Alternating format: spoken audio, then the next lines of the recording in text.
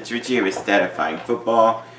These are the last, these are the two bowl games on January 1st on Friday. There's actually 4 total. 2 of them are the playoff games. I would do those in a separate video. So the 2 bowl games that are not the playoff games, the Peach Bowl between the Georgia Bulldogs and the Cincinnati Bearcats. Georgia from the SEC, Cincinnati undefeated winners of the American Athletic Conference.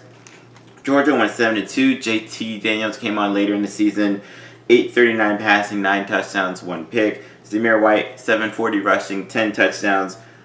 Defensive back Eric Stokes had 4 interceptions. They were 33rd nationally in scoring offense, 21st in scoring defense. So pretty solid, very strong defense, solid enough offense came on a little bit later.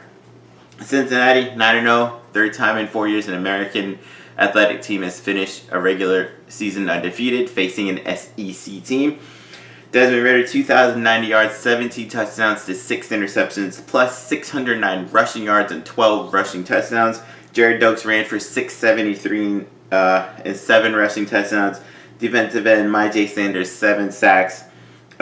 They were second nationally in interceptions with 15. They're 15th in scoring offense and 7th in scoring defense. They faced some really good offenses in the American, like UCF, Memphis, and some other team, Tulsa decently, and Houston normally is pretty decent. So some pretty good offenses, and then to finish it up that way.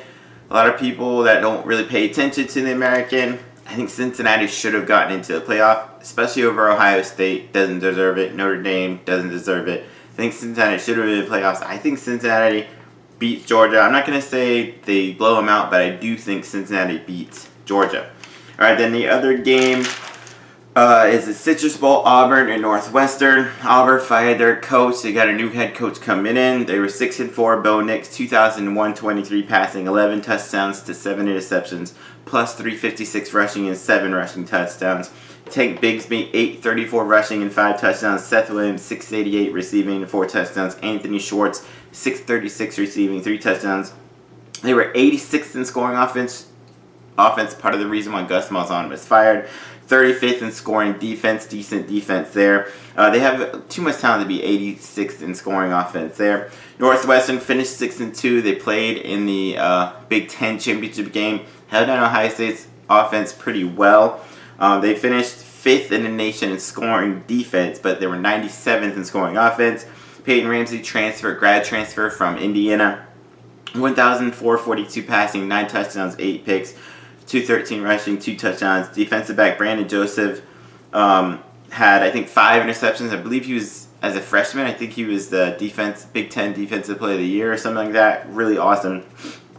So this is kind of strength versus strength. Auburn normally has a decent offense. Northwestern has a good, really strong defense, but a terrible offense. Auburn has a pretty strong defense. I think this is Auburn's game, even with an interim coach. I think Auburn may be too much for them. Northwestern's picked by 3. I can't see that. I think Auburn may blow them out. At the very least, they should win. So, anyway, those are my 2 breakdowns for the 2 non-playoff games on January 1st. Check out my other videos for the Saturday bowl game. There's 4 there. And check out my 2 playoff breakdown games. All right, peace.